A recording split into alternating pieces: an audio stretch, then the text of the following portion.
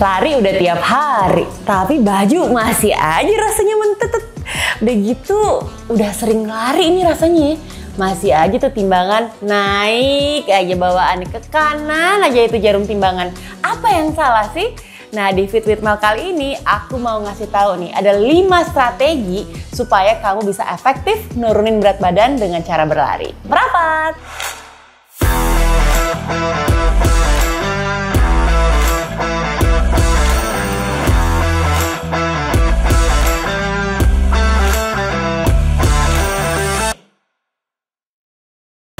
Selamat datang di Fit with Mel sama aku Melanie Putri ya. Sebelum kita mulai, seperti biasa, minta supportnya dulu dong dengan di like video ini kalau kamu suka sama kontennya, di share juga ke teman-teman yang butuh infonya, dan jangan lupa di subscribe YouTube channelnya biar aku makin semangat bikin video buat kamu ya. Oke, sekarang kita ngomongin soal lari dan berat badan. Udah pasti nih, nggak cewek, nggak cowok, itu udah pasti concern sama urusan berat badan. Berat badan naik dikit, pusing ya kan? Baju nggak cukup dikit, langsung rungsing. Nah, makanya banyak di antara kita, teman-teman sekalian nih, yang milih untuk olahraga deh. Oke, gue mau mulai olahraga untuk nurunin berat badan. Olahraga apa ya? Lari yang paling gampang untuk dilakukan. Ya iyalah ya, cuman modal diri sendiri sama sepatu doang. Murah, katanya olahraga paling murah kan? Tapi tidak semudah membalikkan telapak tangan teman-teman. Gak ada hal instan dalam berlari dan juga dalam hal menurunkan berat badan. Ada strateginya nih supaya bisa efektif. Mau tahu? Nih aku share ya. Ada 5 strategi supaya kamu bisa efektif menurunkan berat badan dengan berlari. Oke, yang pertama kita bicara soal durasi dan intensitas teman-teman. Banyak pertanyaan yang muncul, kalau mau nurunin berat badan, larinya harus berapa sering sih frekuensinya? Atau jaraknya harus berapa jauh sih? Intensitasnya harus seberapa berat sih? Nah, banyak orang yang punya logika berpikir nih akhirnya, mindsetnya, kalau durasi olahraga makin panjang, makin lama olahraganya, artinya makin banyak kalori yang dibuang, alias makin banyak kalori yang terbakar.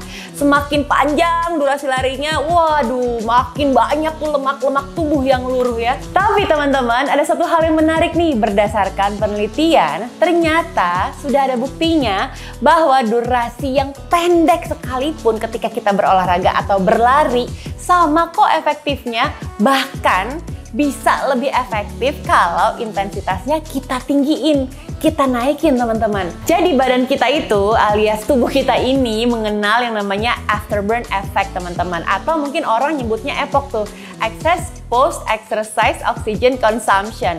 Dimana badan kita ini masih terus ngebakar kalori walaupun kita udah kelar olahraganya. Seusai melakukan kegiatan yang bersifat high intensity tapi ya.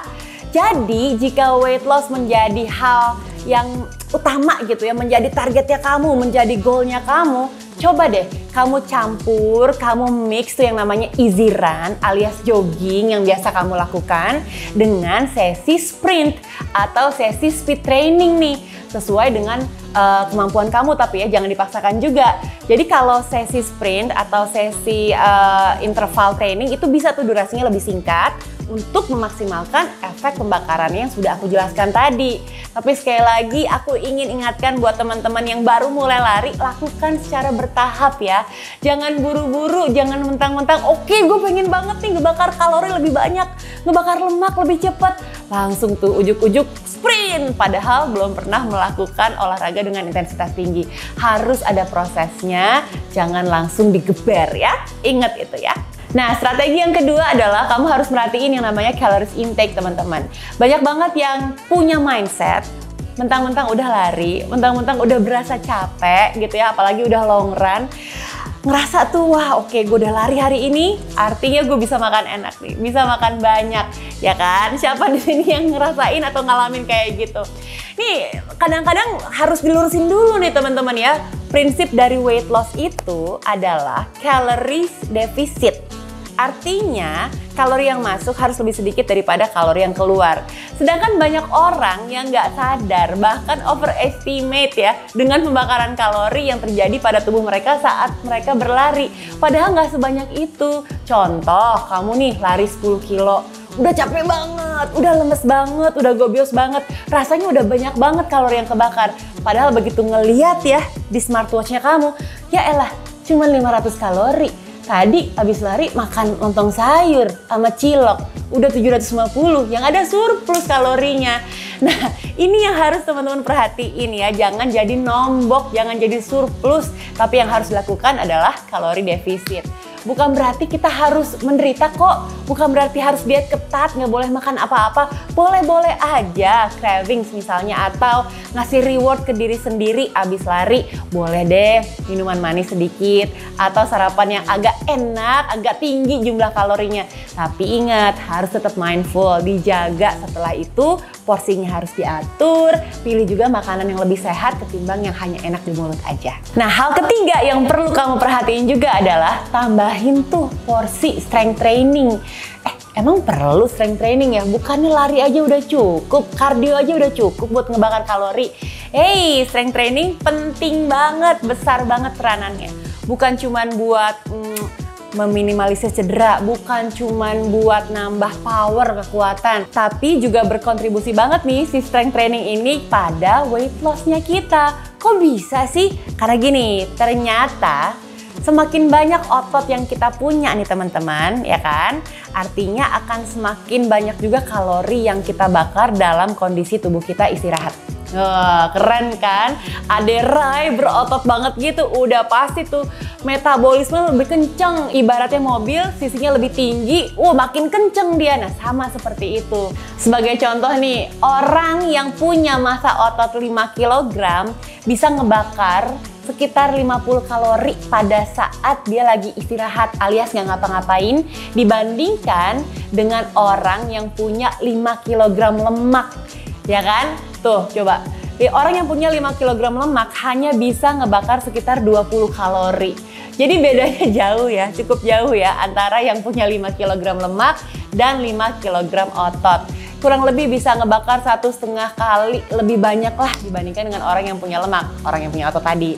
Nah, massa otot itu memiliki fungsi untuk menyimpan simpanan kalori tuh teman-teman. Jadi semakin banyak massa otot di tubuh kita, semakin banyak juga kalori yang disimpan di dalam otot kita. Ini penting banget nih untuk bisa menyimpan kalori di dalam otot. Karena, kenapa? Karena kalau misalnya otot nggak bisa lagi menampung, maka sisa kalorinya akan diabsorb menjadi lemak.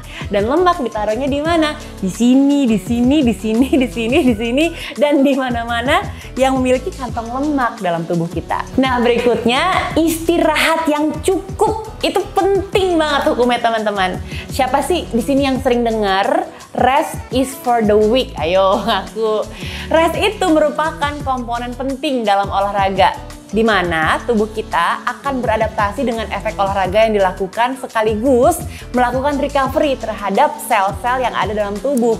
Nah, kalau kurang istirahat ya, metabolisme tubuh itu nggak maksimal jadinya alias melambat. Nah, apa yang akan terjadi kalau metabolisme kita melambat? Pembakaran kalorinya tidak terjadi secara efektif teman-teman. Bahkan bahayanya nih kalau dipaksakan olahraga padahal kita kurang istirahat, yang ada ujung-ujungnya bisa terjadi cedera dan kita nggak mau hal itu terjadi ya.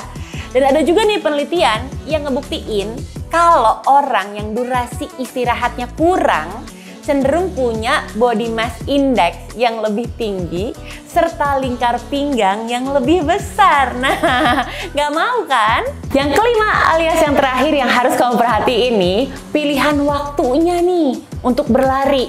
Ini masih banyak nih memang perdebatan antara olahraga tuh enaknya di pagi hari atau di malam hari ya. Nah, orang-orang memang akan memilih waktu yang lebih nyaman sesuai dengan kondisi dan keadaannya mereka untuk berlari atau untuk berolahraga. Tapi sesungguhnya ada satu penelitian nih yang menarik. Ternyata mereka yang olahraga atau lari di pagi hari punya success rate alias kesuksesan yang lebih tinggi dalam menurunkan berat badan dibandingkan mereka yang berolahraga di malam hari. Nah, selain itu ada studi lagi nih teman-teman yang menemukan bahwa berlari dalam kondisi perut kosong atau kita nggak sarapan dulu sebelum olahraga gitu ya. Nah itu akan membakar lebih banyak energi. Jadi sebisa mungkin kamu pastikan nih kondisi kamu seperti apa. Kalau memang bisa lari di pagi hari akan jauh lebih baik karena banyak studi yang menyatakan hal seperti itu. Tapi kalau emang waktunya cuma ada di sore atau malam hari, monggo silakan lakukan lari dan olahraganya di malam hari daripada enggak sama sekali. Nah itu tadi teman-teman, ada 5 strategi supaya kamu bisa efektif nurunin berat badan dengan berlari. Jadi nggak dicengin lagi sama temennya, lu lari tiap hari masih buncit aja. Atau misalnya lari udah sering banget, kenapa badannya gemuk-gemuk aja, misalnya seperti itu. Nah sekarang coba dilakukan strategi yang udah aku sampaikan tadi. Kalau kamu suka banget sama videoku yang ini, dikasih like-nya dong, dikasih tahu juga ke teman-teman yang lain supaya teman-teman bisa dapat infonya ya. Dan kalau kamu sayang sama aku, tolong di subscribe Fit with Mel-nya supaya aku makin semangat bikin video untuk kamu ya. And meanwhile, stay fit, stay healthy, and stay in love with Fit with Mel. Bye!